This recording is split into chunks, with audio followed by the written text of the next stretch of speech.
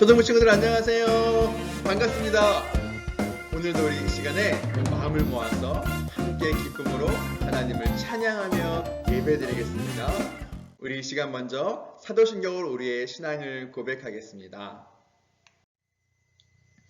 전능하사 천지를 만드신 하나님 아버지를 내가 믿사오며 그 외아들 우리 주 예수 그리스도를 믿사오니 이는 성령으로 잉태하사 동정녀 마리아에게 나시고 본디오 빌라도에게 고난을 받으사 십자가에 못 박혀 죽으시고 장사한 지 사흘 만에 죽은 자 가운데서 다시 살아나시며 하늘에 오르사 전능하신 하나님 우편에 앉아 계시다가 저리로서 산자와 죽은 자를 심판하러 오시리라. 성령을 믿사오며 거룩한 공예와 성도가 서로 교통하는 것과 죄를 사하여 주시는 것과 몸이 다시 사는 것과 영원히 사는 것을 믿사옵나이다. 아멘.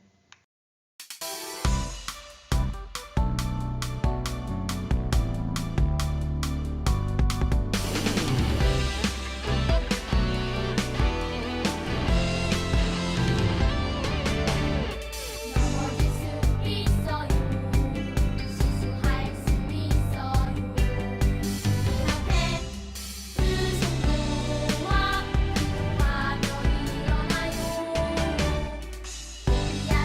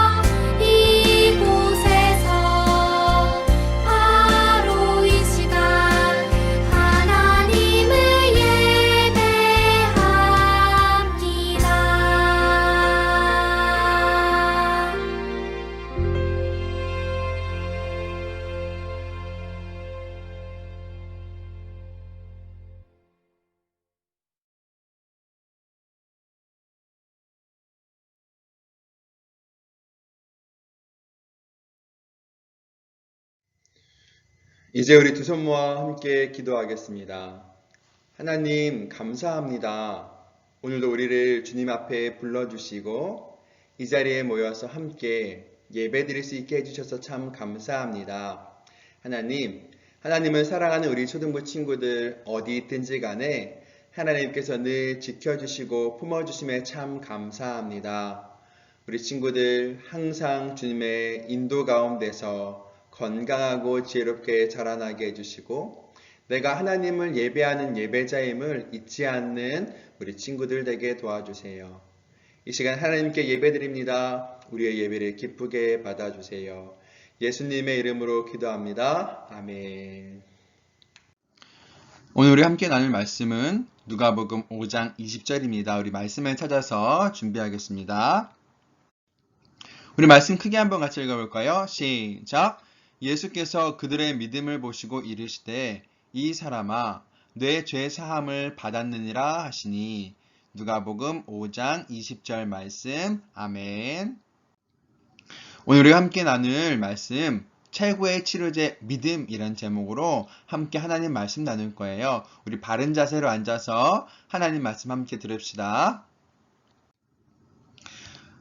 이 사람은 누군지 알아요? 이 사람의 이름은 마이클 스미스라는 사람인데요. 이 사람이 아주 재미있는 실험을 했어요. 이 사람이 했던 재미있는 실험은 무엇이냐면 바로 벌에 쏘였을 때 우리 몸의 어떤 부분이 가장 아플까를 연구한 사람이에요. 그래서 무려 벌에게 200번 이상 물리면서 여기저기에 벌침을 쏘였던 거예요. 그러면서 가장 아픈 곳이 어딘지 자기가 연구해서 발표했는데 굉장히 재밌어요. 친구들, 벌에 쏘였을 때 가장 아픈 부위 어디일까요? 자, 가장 덜 아픈 부위부터 한번 알아볼게요. 가장 별로 안 아픈 부위가 어디냐면 바로 종아리래요. 최고 아픈 것 10으로 했을 때 종아리는 3.7 정도의 고통을 느낀대요. 그 다음 아픈 데는 어딜까요? 손바닥, 그 다음에 겨드랑이. 와, 벌써 숫자가 2배가 넘었어요. 손바닥과 겨드랑이는 10으로 치면 7 정도예요. 그러니까 이것도 굉장히 아프겠죠. 그 다음 아픈 곳은 어딜까요? 윗입술에, 입술 중에서 윗입술에 벌이 물리면 그렇게 입술도 퉁퉁 붓고 아프대요. 자, 그러면 대망의 벌에 쏘였을 때 가장 아픈 부위는 어딜까요? 바로 콧구멍이래요. 친구들, 혹시 콧구멍에 벌 쏘여본 적 있어요? 얼마나 아플까? 콧구멍은 15를 했을 때 9 정도 된대요. 너무너무 아파서 견디기 힘들 정도였다고 이 사람이 얘기했어요. 물론 벌에 쏘였을 때도 우리는 몸이 아프고 힘들겠지만 우리가 병에 걸렸을 때도 몸이 아프고 참 힘들어요. 병에 걸렸을 때 누군가 나를 고쳐주고 누군가 나를 도와줄 사람이 있으면 참 좋겠는데 그런 도움을 얻을 수가 없으면 정말 괴롭고 힘들 거예요. 오늘 우리가 나눈 성경 말씀에 병이 들어서 아픈 사람이 나오고 또 그 사람을 도와주는 사람들이 나와요. 자, 어떤 이야기인지 우리 함께 성경 말씀 들어봅시다. 오늘 이야기 나눌 이 사람은요, 자기 힘으로는 손가락 하나도 까딱할 수 없는 중풍병자였어요.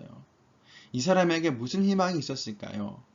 이 사람은 정말로 아무것도 할 수 없는 그런 병자에 불과했어요. 그러나 누군가 도와주지 않으면 죽을 수밖에 없는 그 사람에게 작은 사랑의 빛이 있었어요.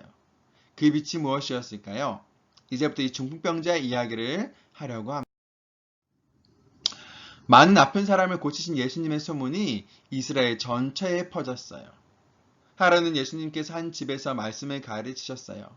그런데 예수님의 소문을 들은 많은 사람들이 예수님의 말씀을 듣기 위해서 가득 모였고 또 많은 사람들이 예수님께 기도를 받고 치유를 받고 돌아가는 놀라운 일들이 이루어졌어요. 그런데 그 중에는 예수님의 코트리를 잡으려고 갈릴리, 유대, 예루살렘에서 온 바리새인과 율법 교사들도 있었어요. 이미 예수님께서 계신 집은 사람들도 가득 찼고 집 밖에도 사람들로 발 디딜 곳이 없었어요. 그때 예수님을 만나러 온 한 사람이 있었는데요. 그가 누구일까요? 바로 중풍병자였어요. 그러나 그는 다른 사람들처럼 자기 발로 예수님을 찾아온 것이 아니었어요.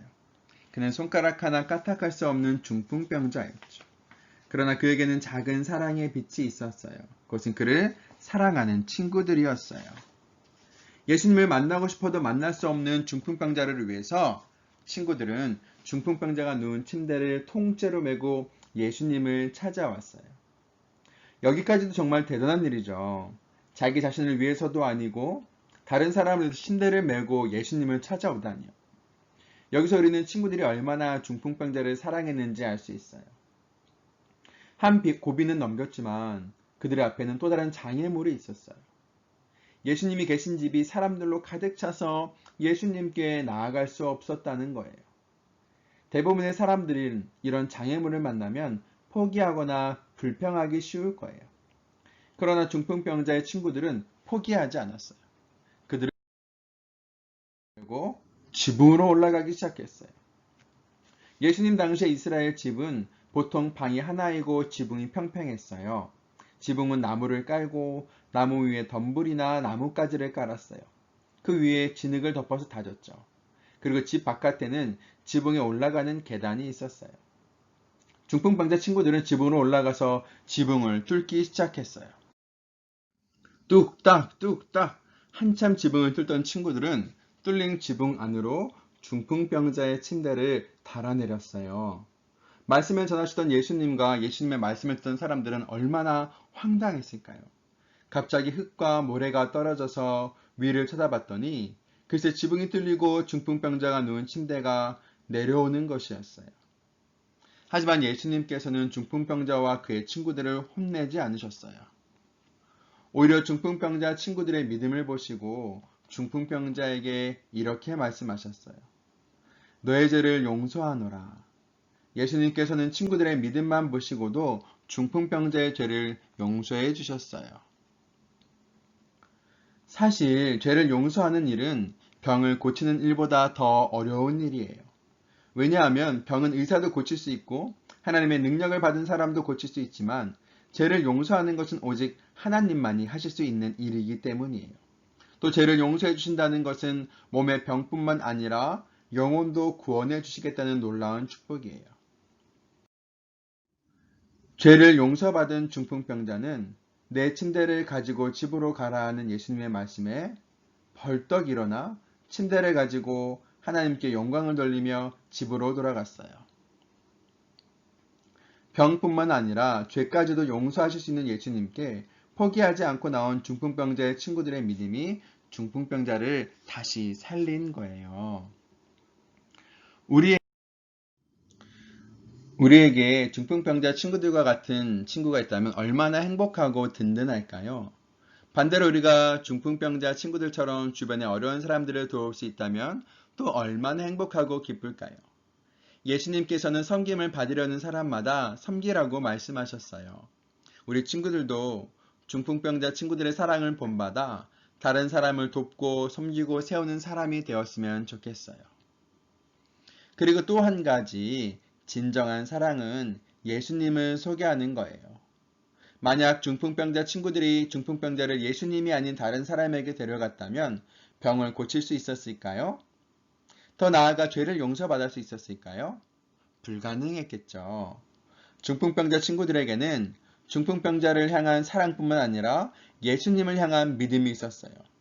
내 친구가 예수님을 만나기만 한다면 분명히 살아날 수 있을 거야. 이런 확신이 있었기 때문에 중풍병자 친구들은 수많은 장애물을 넘어서 중풍병자를 예수님께 데려갔어요. 여러분도 정말 사랑하는 사람이 있나요? 그렇다면 예수님을 소개하세요.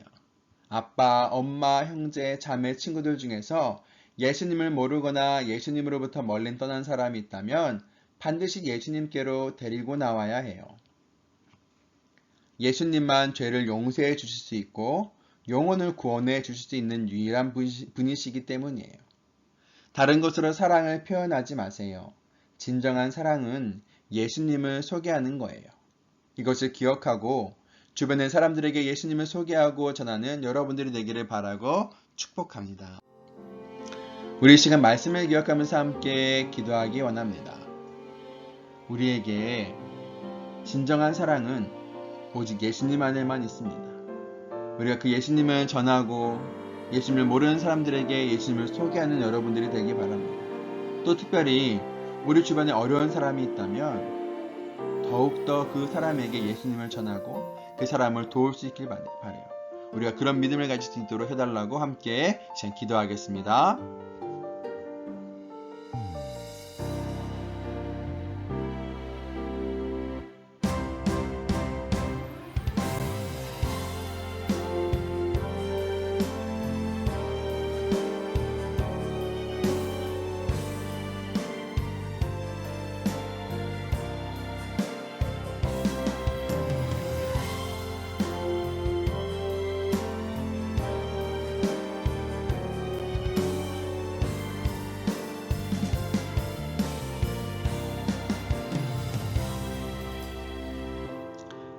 하나님, 예수님 안에 있는 그 큰 사랑을 우리가 기억하고 깨달아 알게 하심에 참 감사합니다. 예수님의 사랑을 모르는 사람들이 있다면 그 사람들에게 찾아가서 그 예수님의 사랑을 전하고 나눌 수 있게 도와주세요. 특별히 도움이 필요한 사람들이 있다면 더욱더 예수님을 전하고 그 사랑을 섬기며 사랑할 수 있는 믿음도 주세요. 감사합니다. 예수님의 이름으로 기도합니다. 아멘.